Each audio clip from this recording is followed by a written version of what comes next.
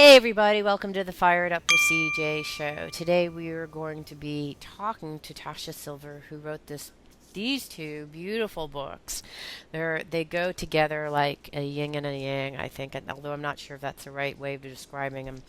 The first book is Outrageous Openness, Letting the Divine Take the Lead. And the second, and her most recent book, is Change Me Prayers, A Hidden Power of Spiritual Surrender. So welcome. Thank you, CJ. I'm happy to be here. You know, I was trying to figure out how to describe these books, and it's almost like if you had your dearest friend talking to you, telling you the things that you really need to hear, but you're and doing it in such a loving and fun way. So these books are very much a treasure. Thank you so much for uh, putting paper to pen, although you probably didn't do paper to Well, pen. if I did, I wouldn't be able to read my own crazy handwriting. Thank God for computers. All right, so I want to talk to you how you started your journey because um, we were just talking before the show, and you said there was a shift of identity, and those shifts of identity don't happen just overnight. So tell me a little bit about how you started your journey into being open to the divine. Well, I think what we were talking about before we came on air is that I had this life that was unexpected of giving many thousands, actually 30,000 astrology readings. And I had done that up until about 2012 when I stopped. But along the process of giving all those readings, it kind of just found me, they Mm-hmm. just came on their own. I was realizing that so many of the problems that people were having that were leading them to want a reading was really coming from that sense of identity that the ego, had to make things happen, and that there was kind of two different options that were out there in the world. So I kind of like on your intro where you say, if you want to have a spiritual life but not be a monk, I thought, that's kind of the polarity that seems to be out there, is that you can either have this life where you withdraw from the whole world and you're a monk and then you're truly spiritual, or you can kind of have this life completely run by the ego where you just want more, more, more. You chase it all. You're completely driven by the small self and all of its agendas. Mm-hmm. Even in the New Age world, a lot of the coaching has often about how do you deserve more? How do you make it happen? What's the list of everything you want to manifest? So I was seeing those two polarities, either withdraw from the world or go chase it all. And then I was in the middle of all that doing all these endless readings for 30 years actually, and knowing that there was actually a middle place that you could live from. But entering that middle place involved inviting the divine to take the lead, so that it wasn't driven by the ego, that it was actually that any desire, any problem, any situation could you could invite this force that lives inside of you to begin to take over and lead the way and show you what it wants. Mm. And in a sense, I didn't even like the words God. It was more like you could invite love to take over. Right. So So, that's the one of way. the things I was thinking about as you were mentioning that is that I think that oftentimes it's about going on the inside and getting your answers from the inside.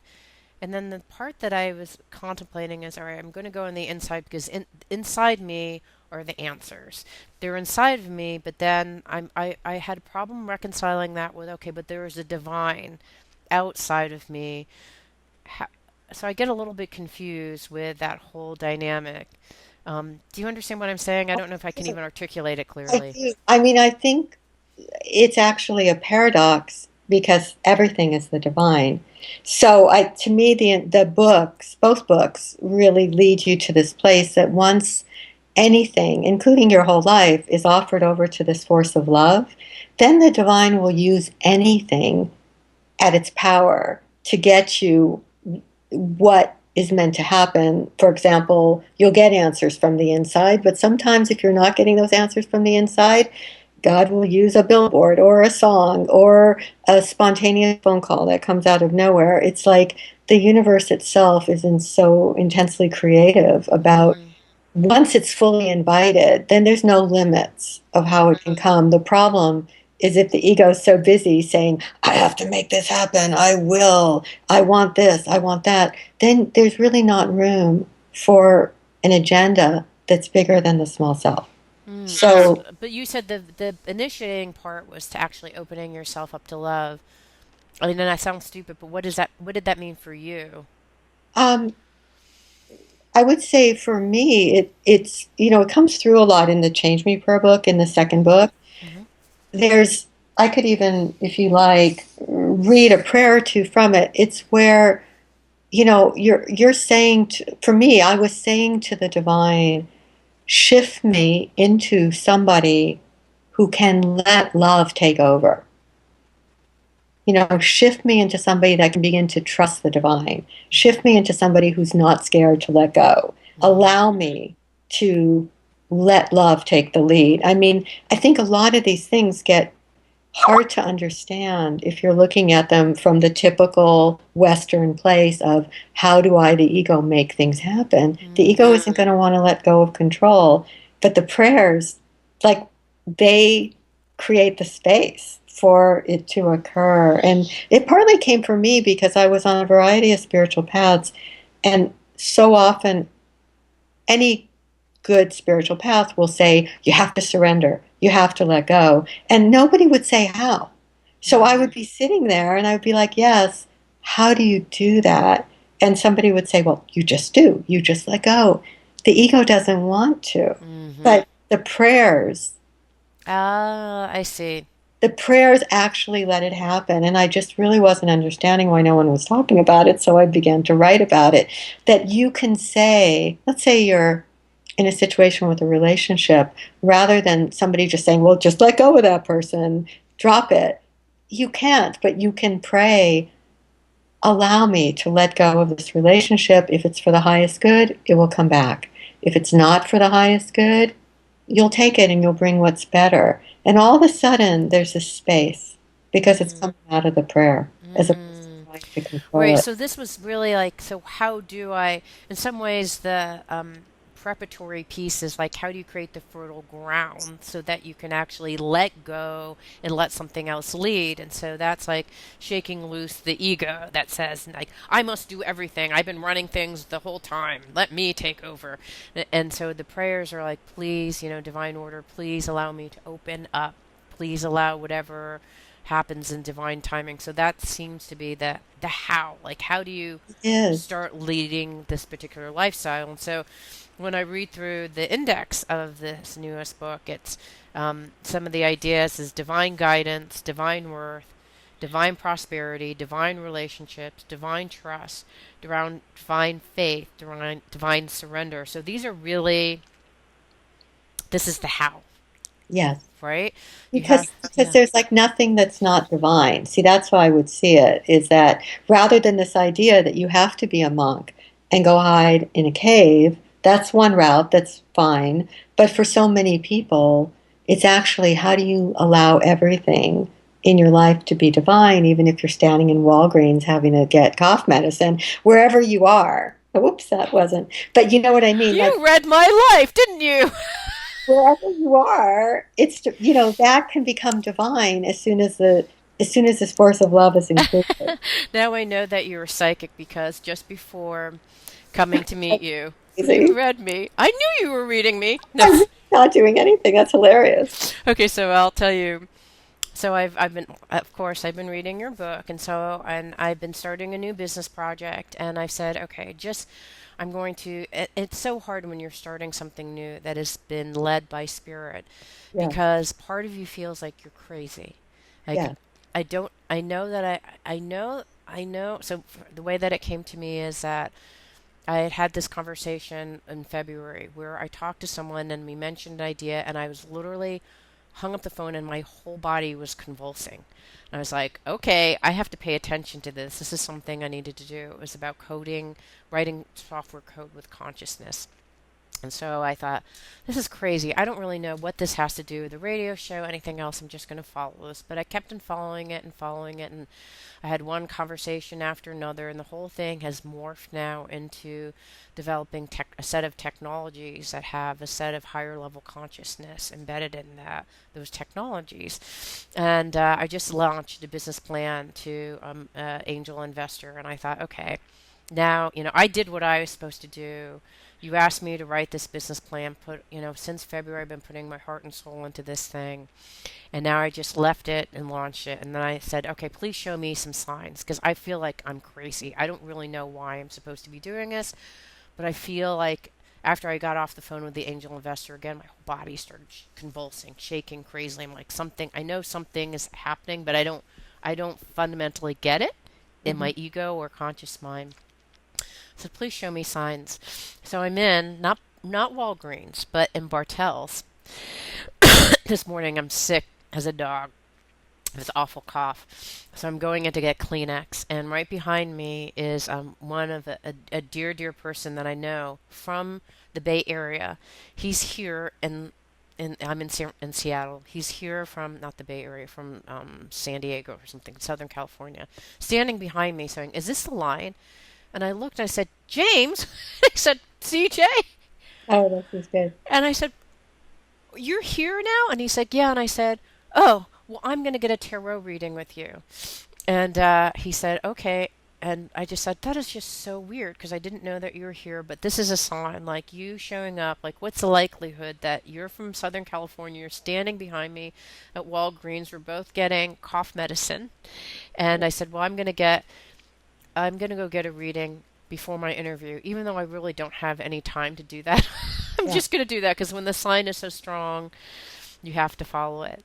So that's so funny that you're talking about being in Well, Walgreens getting cough medicine. that's crazy, actually, but makes sense given this whole thing. But let me add something to what you're saying, because I would say that this act, the foundation of both books, is the act of offering to the divine. So, offering anything, whether it's a business inspiration or it's your whole life, offering it to the divine. And so, I would say one stage of that process is that, let's take your example of the coding thing, that it's not just saying to the divine, now send signs about what you'd like to have happen to it. The next stage of it is actually offering the entire business to the divine to then say, it's no longer, this is not a project for my ego, because what a lot of people will do is they'll call in the divine to get signs, but they'll still think of the entire thing as belonging to them, the small Mm-hmm. self. So that I always call it, I used to have a t-shirt that said, God is not your bitch. And it was kind of like that thing. I'm not saying you're doing that, but it was like that thing of like, Yeah, divine's going to help me make my dreams come true. And I'm like, really? What would yeah. happen if you actually became a servant to love, to let love's dreams come true through you? That's an absolutely different consciousness. So you're like at the perfect moment right now because it's all just starting to congeal. You could say, all right, I'm offering this all to you now. You're the one that brought the inspiration. Show That's me what I what feel. That's what I feel I want. like. I'm like, I'm doing what you're asking me to do. Please. But in terms of who it belongs to, I No, guess is all I'm I saying. do believe that this is not something that Yeah, CJ would initiate. Like me, my egos. This is. yeah, yeah, I don't understand why this is coming from me. And the reason why I'm laughing is in the tarot reading that I just had, yeah. James Wanless said, "Okay, let's actually see what love has to do with it." I didn't ask the question. He said, "I'm just going to see what does love have to do with this." And he he did these three tarot cards. It's like logic, power. It's just it's not driven by love at all. And I thought, well, that's really weird because in my deepest heart of hearts, it's about giving, being of service. And this is how I can be of service to take my mind that is logic and about getting things done and all those things. That's how it's coming about. But it was funny because even the answers were like, I don't get it. Like it wasn't about love whatsoever. So But it's but funny. but here's the thing: is everything actually is, whether it shows up in the cards or not. As soon as your own consciousness, which it sounds like it is genuinely offering anything to Mm, the divine, it becomes about love. Hmm. That's the thing, is I think that there's a process that happens in both books where that's when you were asking at the beginning, like, how did this happen for me? It was because I hated that idea of separation, that you go off to some spiritual retreat and you have some sacred experience, and then you come back to your quote, mundane life. Right. And what was happening for me over the years was like, no, there's nothing mundane. As soon as everything you're doing is offered to the divine, it becomes sacred. Hmm. And then you yourself actually become a sacred destination. Just anybody, not because you're special, but because you're offering everything. Right. So it's kind of like whether it's coding or whether it's, writing the book. I know I went through with OO, the very first book. There was a it's great. I like it. You're like, uh, Home Shopping Network. It was like, in the beginning, when that book first came out, because it came out in one edition, then it came out another one, I was still in that place of thinking that the book belonged to me. And I hit many, many obstacles with the book in the first printing, and I'm convinced it's because the universe was saying, you know what, if you're going to write a book called Letting the Divine Take the Lead, you better figure out who the heck that book belongs to, because it's Right. Well, not. okay, so how did you do that? How did you go about, because it's so hard, right? You sat there and wrote this Yeah, book, right? And you sat there and you may have been a medium for this work to come out and to make it practical. yeah, And what I really love about the book is it's like real life stories about how you are allowing the divine to operate. So it has that. I mean, it's you, it's practical, yeah. it's supercharged with you in it, but then at the same time it's not That's you, it. right? I think that's the paradox. Like I like it's a paradox, and really to me the way it shifted is because the universe kicked my ass so many times saying this doesn't this is you, the individual self, but no. It's actually, if you know the Indian scripture of the Bhagavad Gita, Hmm. there's this thing in it that basically says you may be guided to take the action, but the fruits belong to the divine. And I never really understood that Well, because there's a obviously, sign. Did you hear that? you want to know something hilarious? You know what that just was? That was a text from Christiane Northrup. So she's now like beaming in on our whole thing here. Oh, So that's funny. Okay, okay, this is just the weirdest phone call because the reason I found you was from Christian I know, Northrup. that's why I'm telling you. It's like this is all becoming like Twilight Zone. It is psychedelic. This whole interview is psychedelic. You're reading what happened to me 10 minutes before I came here. You're reading the tarot cards that I got, and then Christian Northrup is calling. Okay. But you get this thing about that the book, any creative act, a relationship you're in, anything you're in only becomes, to my mind, only becomes sacred when it's offered to the divine, to this force of love. It's not sacred when it just is a project for the ego. Okay, so when you and this is how you did it. So you're kind of saying, okay, well, all right. So and what I like about this is it also has the little a quick guide of the Yeah. prayer. So it's please change me, please give me clarity, please give me compassion, please, help me deal with delays, please help me with my desire. So it's really like you could actually look at this and like what is in my way right now. For me, I'm the most impatient person ever. And So there's it's a bunch on patience. yeah, or timing or those kind of things. And I want to talk a little bit about that because that's the hardest thing because in a lot of ways you have to have faith that when the right time comes it will happen. How did, so when you're, selling this book, there's a chapter in here where you go into a store and it's like the person's not giving you the warm reception that you want, but then two people come in and like, I love that book, come. So how do you deal with the timing? Because I think our ego wants the timing to be on our timeline. Well, I think again, it all goes back to the act of offering. If the book belongs, if any project belongs to the ego, then the ego's there like, I want it now, and why didn't I have it last week? And somebody had put something on my Facebook page. she was writing a book herself, and she wrote something like, I want everybody to support this book. I want world domination. And it was a spiritual book. And I thought, well, I'm not helping I her. want world domination. I have like no interest in world domination because Oh gosh.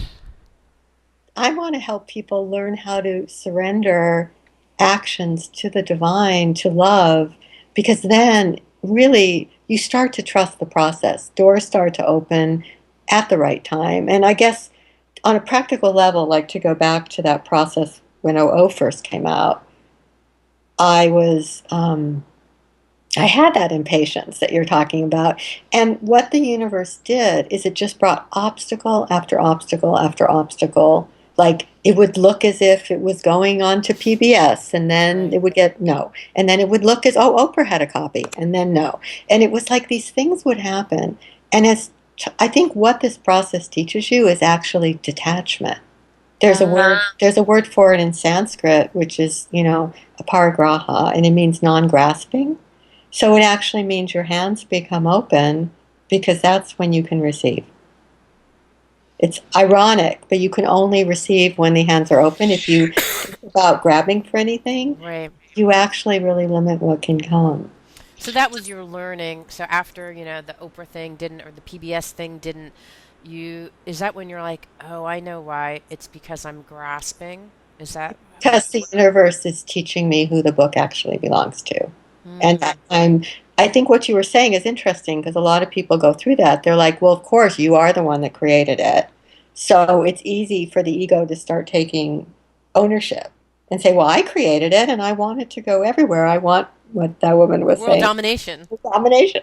But it's, even if you're being more subtle than that, I just wanted the book to go to everybody who needed it. What I started to realize is that you could do a change me prayer that would say, this book is now completely offered to love and to the divine, and let everybody who needs it find it. It's not my business to have to Mm, convince people to take it. I'm not my business to have to prove its value. I just need to show up and walk through the doors that open that feel right. mm, And that was the big turning point. So it's not passivity. no. Once something's offered to the divine, then all kinds of things began to come to really people that really understood the book and said, wow, we want this to go everywhere. That And really opened my heart when you just said that. It's like, oh, yes, I needed to hear that. Wow, that was really, wow, that was a heart opener. Now I've lost my place. All right. All right. So the question I wanted to ask you about, because going back to what you said, is sometimes it's really hard to read the signs. So there could have been that example of the PBS thing. You said, "Oh, I'm not." And this is what I would be tempted to do because I don't really understand why I'm doing this in the first place. Is I'd say, "Oh, well, the PBS thing didn't happen. I'm not supposed to do this. The divine is telling me not to do this." Or the Oprah thing didn't happen. Okay, the divine is telling me not to do this. I mean, you went to the place where no, the divine is telling me not to grasp. that's it. But how did you know that the divine was telling you not to grasp versus it's time to move on to something else? It's not working. Well, because I think what happens is the more you use both books, you start to feel an intuitive sense of the flow. And so if you're going towards something and you just get a strong red light, you really stop trying to twist anybody's arm, or you're not selling anything. It Right. sort of takes you out of the paradigm of having anything to sell. What's amazing is that it begins to sell itself because its innate value starts to be seen by the people that can resonate and fully see it. They take over.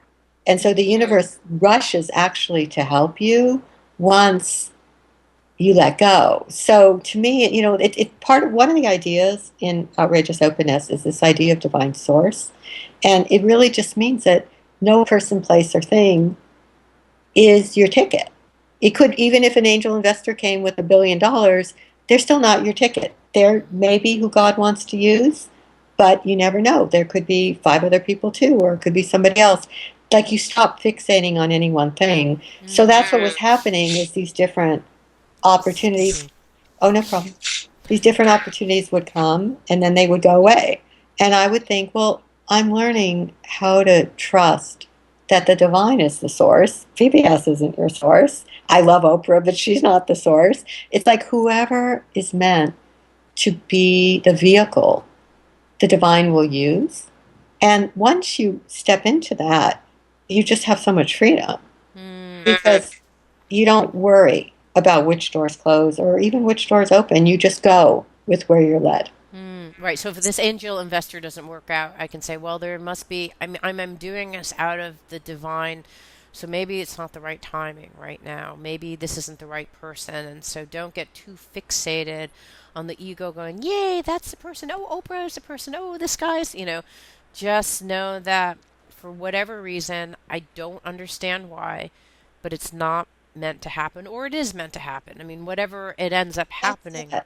That's, I think, a good point because sometimes it's really just timing. Hmm. And somebody, it's, you're getting like the early stage of it, and then they go away. And then 6 months later, they're back and they're ready for you.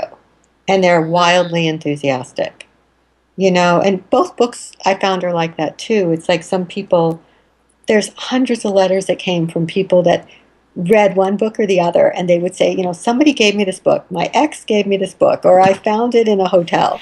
And no, I mean, because people find these books very crazy ways. I think when Yeah. it's time for somebody to know how to begin to open to the divine, sometimes one of these two books comes.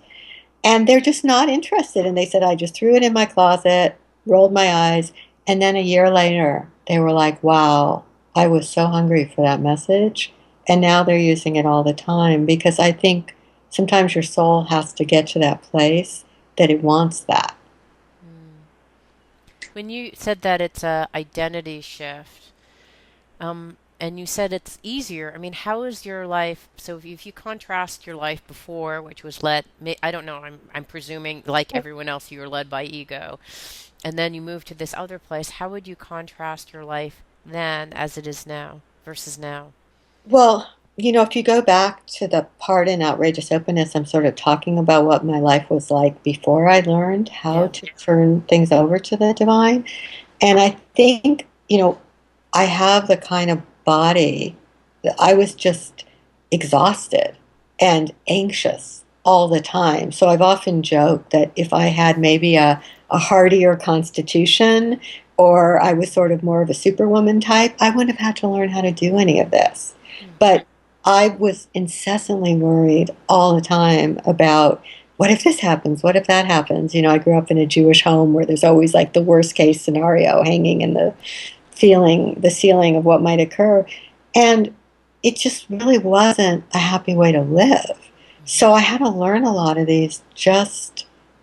I wanted a different way to live that wasn't in that bondage that I was witnessing so many people lived in. Mm-hmm. And even, I remember earlier on when even The Secret came along and I remember that came along and I thought, even that, all that's doing is just superpowering my ego to learn more ways to go after things. But what I want to learn is how to have something larger carry the burden and guide the way and use me. So I would say it's literally an identity shift between moving out of how can I use the universe to get what I want, which is what the The culture manifestation and the secret and all that stuff. and culture in general, I would say, is how do you use people? How do you use things to get what you want so that maybe you can become happy for a while? Right. Versus how can you let the universe use you? So it's a fundamental shift. And that's there's always something about for me when I watch a secret, there was something just was raw for me, raw in a bad way. Like so I'm trying to manifest the Tiffany ring. Like what? This is all about. And so what you're saying when you think about manifestation, which is this kind of has that flavor to it, but it really doesn't. I don't know how to describe it, but Yeah. it's a manifestation in that you're praying for some outcome, But No, you're not. You're actually not. You're not trying to manifest anything like with the changing prayer books. What you're praying for is to be out of the way so a divine plan can hatch. I don't know if you know this. There's a great teacher, Adyashanti. He's sort of a Zen teacher, and he has this great line where he says, "What the universe can manifest through you when you get out of the way mm, is so far beyond anything the ego could manifest." So that's what I would say. This has nothing to do with trying to get any particular outcome other than that the divine take over. mm. But the irony is all of a sudden, the reason that there's all those different topics is you then can end up, all of a sudden you realize you've become a patient person because you've been saying, shift me into somebody who has patience or shift me into somebody who can love myself. So I guess in that sense, you could say it's an outcome, but Right. it's not from that sense of the goal is the divine plan, not the ego's plan. Wow. Okay, so right now, what does your day look like? If I were to do your typical day in the life of Tosha Silver, what would it be like? I mean, I just live a life like other people. I mean, it's not like I'm walking around in some haze of I Looking around for signs. Wait a second. What does that truck say? really I put on my robes every day and my little crown and I walk A through little dowser. my daughter. No, I mean, I think I really just live a regular life. I go to yoga. I teach. You know, I run a forum online for people to actually learn how to do this stuff. So it's more that you can be taking all the same actions that everybody takes, but the sense of who the doer is inside has now shifted. Who the owner of everything is has now shifted so that you are inviting the divine to take the lead. Okay, here's the part that I'm still confused about. Sorry for being Yeah. so down. So No, no. I think, okay, I am the divine. You described it before as it's a paradox or a duality, right? I am the divine. I I'm always have problems with like thinking that there's someone more powerful out there There is. It's that's you. supposed to be doing something that's not me. Like it's that there's something about that that just bugs me. So help me because and whenever I go to church and they're saying like, "Oh, God save me, God, you have all powerful," I'm like, it just bugs me on the inside. I get that. And I mean, this is really, I'm not religious per se. Yeah, So I'm not talking about an external divine who's busy spanking us when we sin right. and these kind of things. To me, we have inside of ourselves two different qualities. And we've got the small self, the small personality bound self that Hmm. just is basically all training in this culture is how to let the small egoic self run things and grasp and suffer. And in a sense, you could say, like even in Buddhism, where it says the suffering is the given, the given in this world is you will suffer because of the grasping. Once you're not grasping, you don't suffer. Hmm. So that's the small self, is that part going, I want this and I need that and I'm jealous of that and she took my person and all those things.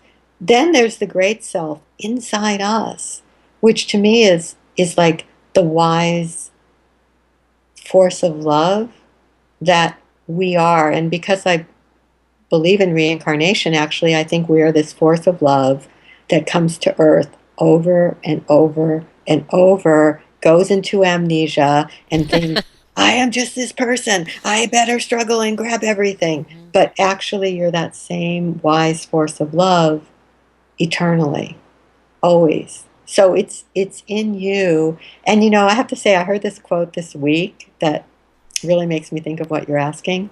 Some guy named Jamie, I can't remember his last name. He wrote this quote I read on Facebook, and it said, "We are all," he said, "we're all a wise guru on the inside, taking care of a mental patient." And I thought, Oh, it's so perfect. it's so perfect.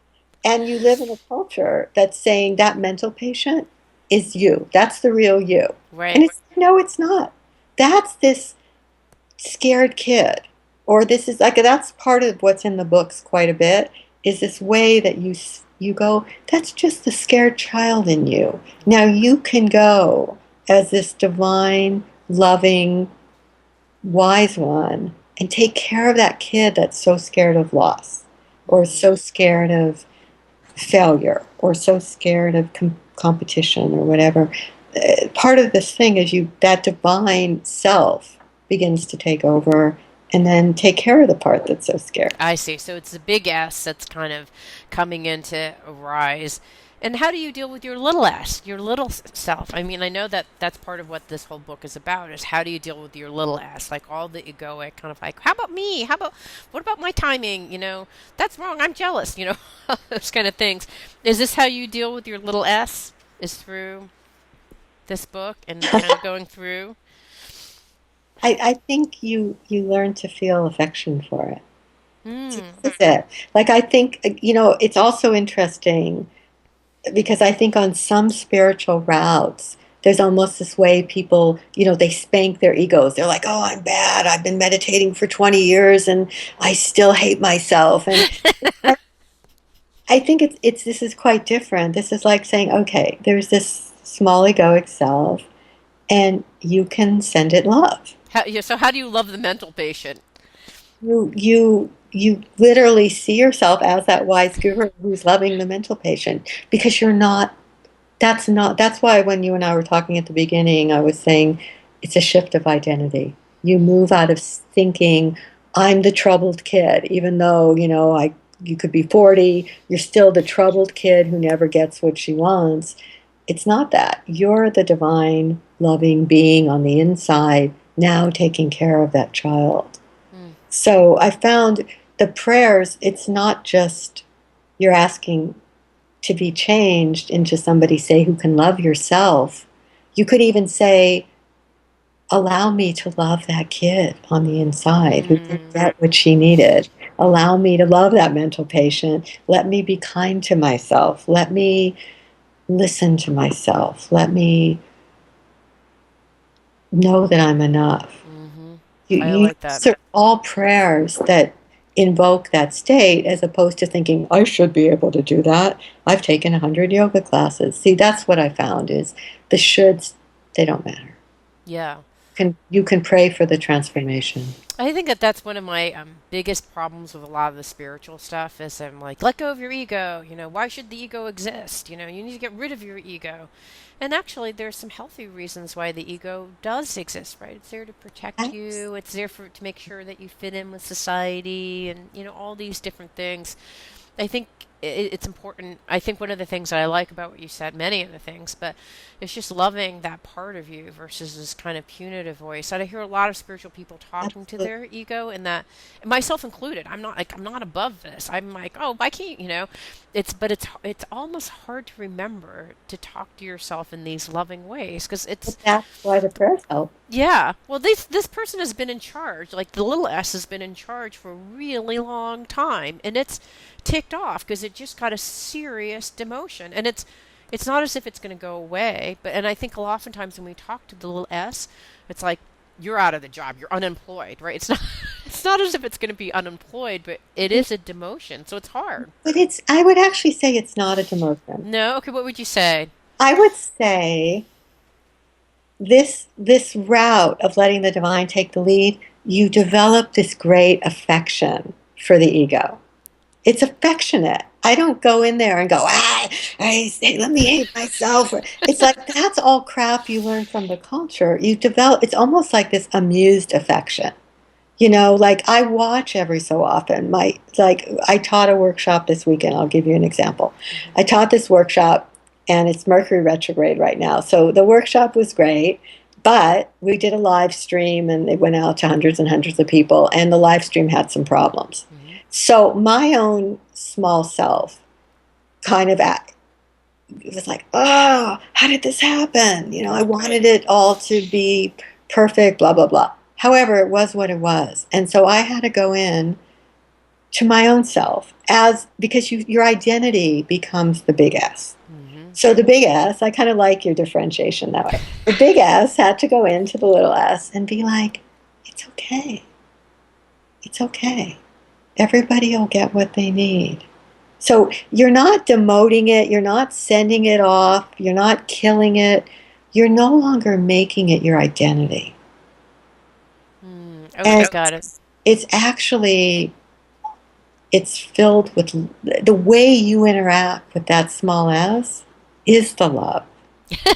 Okay, here the thing that keeps on popping into my head is my husband. You know how you when you're married to someone for a very long time, you start loving all their quirky little bits and pieces, and you grow to like the things that may have irritated you, like the socks on the floor or whatever. They then become little affectionate Mm, things that you love and you have affection for because they're yeah. so quirky and cute and just gosh darn adorable that you love those things. And so, in my head, when you were talking about that, I thought, well, how about if I have a marriage with this little ass and I just love all the quirky little things that it's like, oh, look at you getting worried about that Yeah, live feed. Oh, honey, it's going to be okay. I that's love you. Like, that's a really fundamental different way. well, that's you just nailed it, actually. Yeah. And, like when I teach the forum, which people can find on my website, it's like a Living Outrageous Openness forum. That's a lot of what we do, is that's how you learn to live this, is you learn to, the more you're inviting in the divine, you have that exact kind of affection for the small self, like you would for a partner that you love. And then it no longer has to try to run the show because it Right. knows you're going to take care of it. Yeah. I mean, and if you use the analogy of a marriage, you accept that person as is with no changes, and you love that person because that person is there to support you, to be there for you, which is exactly like the little s, right? I mean, it's there, it's not trying to destroy you or make you unhappy. It's there to support and help you thrive, just like the big S is. But if they can have a marriage between the two, Right. um, it's kind of a beautiful thing. I love that. Okay, I want to go to one other piece that you talked about, which is Florence Scovel. Wait, Florence Scovel Shinn? Uh-huh. Is that right? Yeah. I just bought the book, and that's like probably the it's the third time that I've heard the book mentioned. I'm like, all right, I'll go buy the book. How did that influence this work that you? She wrote this book called The Game of Life and How to Play It, and she wrote like in the early 1900s or like around 1930s and 1940s. Wow. So the book, in a certain way, is kind of archaic and outdated, but it's not, because her basic message were a lot of these concepts like divine source, like that every situation has a divine answer. That rather than the ego going, how can I solve this? How can that anything can be offered over to divine source, that there's a divine order to things that actually will bring you whatever you need at the right time in the right way if you invite it. That some of the concepts that are in the book, I was inspired by Florence, even though I think, a lot of these ideas, we know them in our hearts somewhere. I think Mm-hmm. that's why, like when you were saying at the beginning, like, I seem familiar to you. A lot of people say that to me. Mm-hmm. And I think it's literally just because the messages of this book are sometimes things that we know when we're very young, Mm-hmm. and then we get systematically trained to forget. So, I can see that. I'm actually checking to see if we have any. I'm seeing if we have any questions because I'm sure we have tons of questions. Okay. All right. So here, the listeners, we're going to segue to some questions. okay. So that was an awkward way of doing it. I was trying to figure out I thought you were trying to look at my tattoo. I was not sure what you were looking No, at. Okay. show me that tattoo. No. So here are the questions. All right. So one question. So many people don't know how to love themselves. How do you learn to love yourself? Wow. I think we've been talking about that because I would say, and a lot of the Change Me Prayer book has that as a focus, Mm-hmm. because people, one of the things I've thought of is so much of the culture is about you take yourself as a project to work on, like a coal mine. Right. This is This is quite different. This isn't about turning this into hard labor to try to get the ego to love itself. What I would say is you can begin with a prayer, like we were just talking about, that says, shift me into one who can love myself. Mm, Begin to allow me to know my own value. Let me treat myself with affection. Let me know that I'm enough. hmm Let me know that I'm worthy. And the book is just filled with And then prayers. you say something like that and you just let it go. You Yeah. let it go and say this somehow this will happen. I don't know how it's going to happen. Here's the thing. The nature of these books, you're speaking to the inner divine. This isn't like a technique, like, say the affirmation 4 times and blah, blah, blah. It's not like that. You could say it 100 times a day. You're speaking to the divine in your own heart. And what this is really doing is opening a dialogue with love inside your own heart.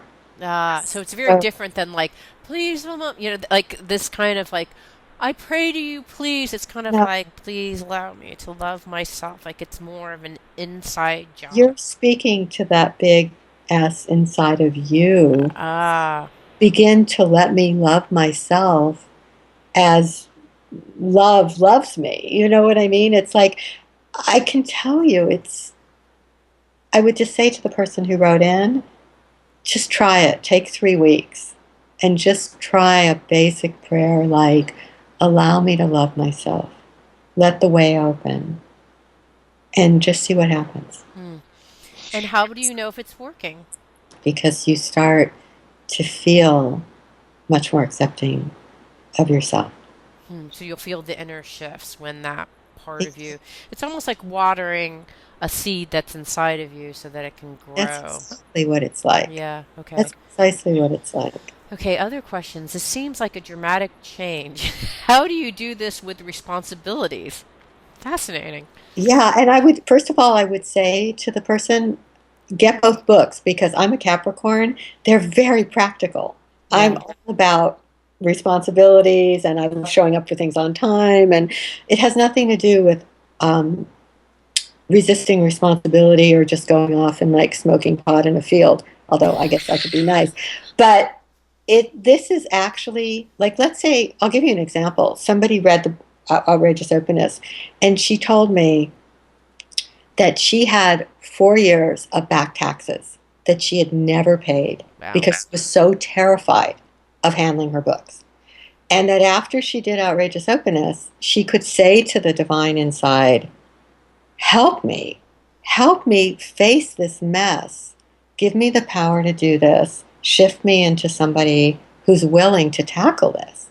And she wrote me, it was like a week or two after she had filed the final year. Like she was all caught up. Oh, nice. She just said, it never could have happened from the ego. I was paralyzed, but I called in this larger force. So it's actually kind of the opposite of what It people. will help you become responsible. I was going to say it will actually help you become responsible without the burden of. Yeah, that's because I think the thing that you said earlier is that it's a burden to think that you and your small s have to do everything. That's it. It's exhausting. Well, that's the shift of identity. What begins to happen is that everything starts to be done through you rather than by you.